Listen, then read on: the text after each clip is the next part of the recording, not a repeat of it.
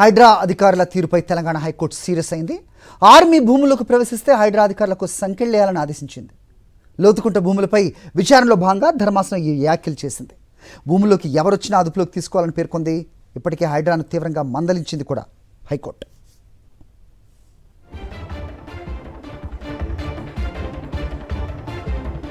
ఈ అంశంపై సమాచారం మా ప్రతినిధి సాయి కిరణ్ అందిస్తారు. సాయి కిరణ్, చెప్పండి. హైడ్రాపై తీవ్రంగా ఆగ్రహం వ్యక్తం చేస్తూనే ఉంది హైకోర్టు. ప్రస్తుతం ఎవరు వస్తే వాళ్ళని అదుపులోకి తీసుకోమంటూ కూడా ఒకంత ఆగ్రహం కూడా వ్యక్తం చేసిన పరిస్థితి చూస్తున్నాం. ఏంటి మీదకి ఇన్పుట్స్?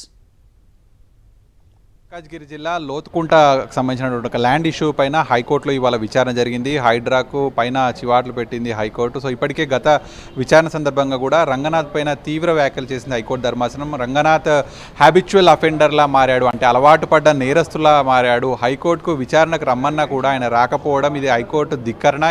ఇప్పటికీ 3 సార్లు పిలిచినా కూడా ఆయన రకరకాల కారణాలతో ఆయన రాలేదు అని చెప్పి గతంలో హైకోర్టు రంగనాథ్ పైన అయితే చివాట్లు పెడితే ఈసారి మళ్ళీ అదే భూముల్లో హైడ్రా కనుక ఎంటర్ అవుతే ఆర్మీ ఎవరైతే వచ్చినటువంటి అధికారులకు సంఖ్యలు వేయొచ్చు, పోలీసులా హైడ్రానా ఎవరు వచ్చినా సరే వాళ్ళను ఆధీనంలోకి తీసుకోవచ్చు అని చెప్పి ఆర్మీ వాళ్ళకు కూడా చెప్పింది. ఎందుకంటే అక్కడ ఆర్మీ ల్యాండ్స్ ఉన్నాయి, అలాగే శాంత శ్రీరామ్ కన్స్ట్రక్షన్ సంబంధించినట్టు ఒక ప్రైవేట్ ల్యాండ్ను కూడా హైడ్రాగా ఈ నెల 17వ తారీఖున ఫెన్సింగ్ వేసింది. ఇది గవర్నమెంట్ ల్యాండ్ అంటూ కూడా, ఇది గవర్నమెంట్ ల్యాండ్ కాదు, ఇది మా ల్యాండే అంటూ పిటిషనర్లు హైకోర్టుకు వెళ్ళారు.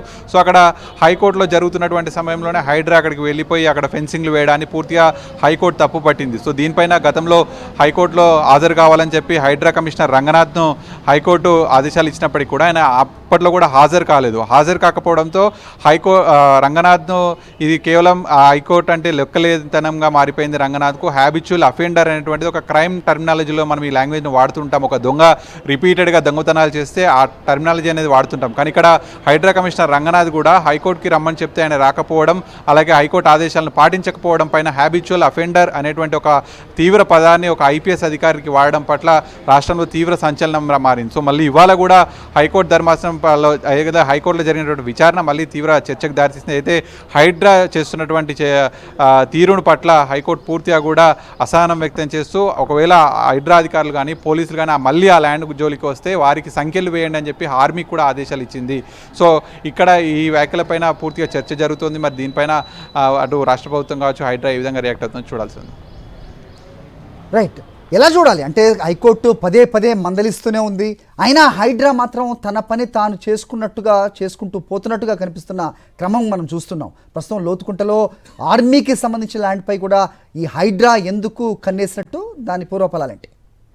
ఎస్ హరి, అయితే ఇది మల్కాజ్గిరిలో లోతుకుంటలో సర్వే నెంబర్ 1-2లో ఉన్నటువంటి ల్యాండ్కి సంబంధించి శాంతా శ్రీరామ్ కన్స్ట్రక్షన్ సంబంధించినటువంటి ఒక సంస్థకు సంబంధించిన ల్యాండ్, అలాగే పక్కన ఆర్మీ ల్యాండ్స్ కూడా ఉన్నాయి. సో ఈ రెండు కూడా ప్రభుత్వ ల్యాండ్స్ అని చెప్పి హైడ్రా ఈ నెల 17వ తారీఖున ఫెన్సింగ్ వేసింది. అయితే ఈ ల్యాండ్ మాది అంటూ కూడా ప్రైవేట్ వ్యక్తులు పిటిషనర్లు అయితే హైకోర్టును ఆశ్రయించారు. సో ఈ సందర్భంగా జరిగినటువంటి ఆర్గ్యుమెంట్స్లోనే ఈ వ్యాఖ్యలన్నీ కూడా వచ్చాయి. సో హైడ్రా కమిషనర్ రంగనాథ్కి సంబంధించి ఇది తెలంగాణలో కాంగ్రెస్ ప్రభుత్వం ఏర్పాటు తర్వాత ఈ హైడ్రా అనేటువంటి సంస్థను ఏర్పాటు చేశారు. సో దీనికి అన్ని అధికారాలను కూడా ఇచ్చారు. వాటర్ బాడీస్ని, ప్రభుత్వ ల్యాండ్స్ని వీటన్నింటిని కూడా కాపాడేందుకు అధికారాలు ఇచ్చారు. అయితే కొన్నిసార్లు అనేక ప్రభుత్వ భూముల్లో హైదరాబాద్లో ఇవి ప్రైవేట్ వ్యక్తులవి ఎన్నో ఏళ్ళుగా కూడా డాక్యుమెంట్స్ మారడము, సో ఇట్లా చేతులు మారడము, ఒకరి నుంచి ఒకరికి కొనుగోలు చేయడం, ఇట్లా అనేక రకాలుగా మారుతూ ఉంటాయి. అయితే ఇక్కడ బాధితులు ఒక్కసారిగా హైడ్రా వెళ్ళి ప్రభుత్వ భూమి అంటే ఎవరో దగ్గర నుంచి చైన్ ఆఫ్ ఇట్లా కొనుగోలు జరుగుతుంటాయి. సో ఇక్కడ లాస్ట్గా కొనుగోలు చేసినటువంటి వ్యక్తి నష్టపోతాడు.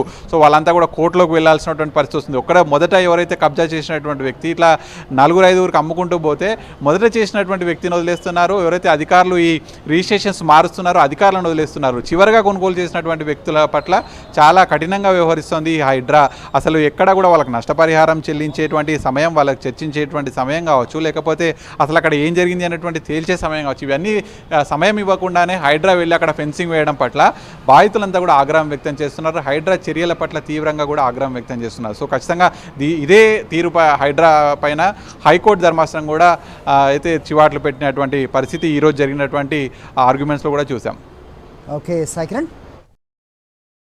మరిన్ని అప్డేట్స్ కోసం ఛానల్ను సబ్స్క్రైబ్ చేయండి. నోటిఫికేషన్స్ కోసం బెల్ ఐకాన్ పై క్లిక్ చేయండి.